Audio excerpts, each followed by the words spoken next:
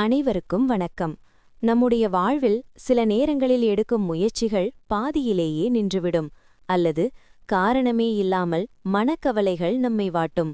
இதற்கு ஜோதிட ரீதியாக மனோகாரகன் என்று அழைக்கப்படும் சந்திரனின் பலவீனம் ஒரு காரணமாக இருக்கலாம்.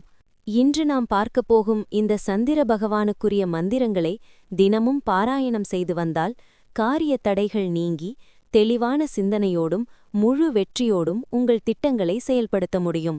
அது எப்படி என்று விரிவாக பார்ப்போம். சந்திரன் மனது காரகன் மற்றும் மாதா காரகன் என்று அழைக்கப்படுகிறார்.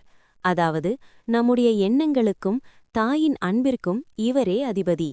சந்திரனை நாம் வணங்கும்போது நமது சிந்திக்கும் திறன் அதிகரிக்கும்.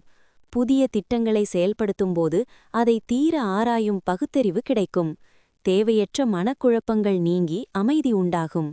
முதலில் சந்திர பகவானின் சக்தி வாய்ந்த மூலமந்திரம். இதை ஒரு மண்டலமாக 48 நாட்கள் சொல்லி வருவது அபரிதமான பலனை தரும். மந்திரம்: ஓம் ஸ்ரம் ஸ்ரீம் ஸ்ரௌம் சக சந்திராய நமக. தினமும் ஒரு குறிப்பிட்ட எண்ணிக்கையில் இதை சொல்லி உங்கள் தியானத்தை தொடங்கலாம். ஸ்தோத்திரம் மற்றும் காயத்ரி. அடுத்ததாக வழிபாட்டின் போது சொல்ல வேண்டிய சந்திர ஸ்தோத்திரம். ஸ்தோத்திரம்: ததி சங்க துஷாராபம் ஷீரோதார்ணவ சம்பவம் நமாமி சசினம் சோமம் ஷம்போர் மகுட பூஷணம். இதன் பொருள், பார்க்கடலில் தோன்றியவரும் சிவபெருமானின் தலைமுடியை அலங்கரிப்பவருமாத சந்தியனை நான் வணங்குகிறேன் என்பதாகும். தொடர்ந்து சந்திர காயத்ரி மந்திரத்தையும் 3 முறை சொல்லுங்கள்.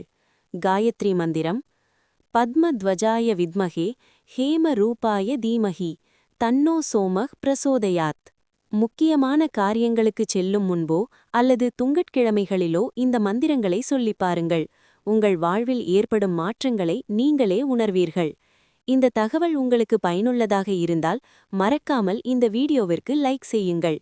உங்கள் நண்பர்களுக்கும் ஷேர் செய்யுங்கள். இதுபோன்ற ஆன்மீக தகவல்களுக்கு நமது சேனலை சப்ஸ்கிரைப் செய்து பெல் ஐகானை அழுத்துங்கள். நன்றி. வாழ்க வளமுடன்.